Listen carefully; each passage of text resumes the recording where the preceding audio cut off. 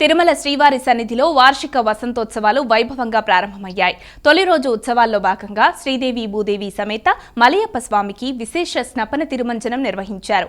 శ్రీదేవి భూదేవి సమేత శ్రీ మలయప్ప స్వామివారిని ఊరేగింపుగా వసంతోత్సవ మండపానికి తీసుకొచ్చారు. అనంతరం పండితుల వేద మంత్రోచ్చారణల నడుమ స్వామి అమ్మవార్లకు స్నపన తిరుమంజనం జరిగింది. మంగళవారం ఉభయ దేవేరుల సమేత మలయప్ప స్వామికి మరో మారు స్నపన తిరుమంజనం నిర్వహిస్తారు. మధ్యాహ్నం 2 గంటల నుంచి 4 గంటల వరకు స్నపన తిరుమంజనంతో పాటు శ్రీవారికి స్వర్ణరథోత్సవం నిర్వహిస్తారు. చివరి రోజున మలయప్ప స్వామితో పాటు శ్రీకృష్ణ, రుక్మిణి, సీతారాములకు కూడా వసంతోత్సవం నిర్వహిస్తారు.